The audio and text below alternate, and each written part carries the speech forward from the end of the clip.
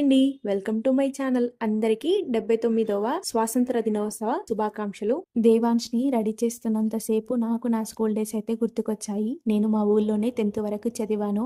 ఇంకా జెండా పండుగకి ముందు రోజు కలర్ డ్రెసెస్ వేసుకొని హడావిడిగా ఇంకా క్లాస్ రూమ్ కడగడం అయితే స్టార్ట్ అయ్యేది. కొంతమందేమో గేమ్స్ అని, ఇంకొంతమంది ఎస్సే రైటింగ్ స్పీచెస్ అని, ఇంకొంతమందేమో డాన్స్ ప్రాక్టీస్ అని వెళ్ళిపోయేవాళ్ళు. మిగతా మేమంతా ఇంకా క్లాస్ రూమ్ కడిగి అప్పటిదాకా కలెక్ట్ అయిన ఫైన్ మనీ తోటి పేపర్ డెకరేషన్‌వి తీసుకొచ్చేవాళ్ళు.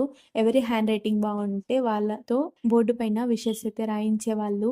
ఇంకా కలర్ చాక్ పీసెస్‌తో క్లాస్ రూమ్‌లో వచ్చి రాని ముగ్గులతో నింపేసేవాళ్ళం. ఇంటికి వెళ్ళాక అప్పటిదాకా పీచు పీచుగా ఉన్న రిబ్బన్స్‌ని కూడా ఉతికేసి మంచిగా ఆరబెట్టేవాళ్ళం. ఇంటి వాళ్ళని అడిగి మరి పూలు తీసుకొని అమ్మతో ఒక మూరన్ని పూలన్నా అల్లించుకునేవాళ్ళము. ఒక చేతికేమో మెహందీ డిజైన్, ఇంకొక చేతికేమో అమ్మ చేత్తో చందమామ. ఇంకా అమ్మతోని ఆ రోజు అన్నం తినిపించుకొని, ఎప్పుడు తెల్లారుతుందా? ఎప్పుడు స్కూల్‌కి వెళ్తామా? అని ఆ ఆలోచనతో అసలు నిద్రే పట్టేది కాదు. తెల్లవారక ముందే లేచి, ఇక స్నానం చేసి, మంచిగా రెడీ అయ్యాక అమ్మతో గోల చేసి మరీ పట్టీలు పెట్టించుకొని స్కూల్‌కైతే వెళ్ళేవాళ్ళం.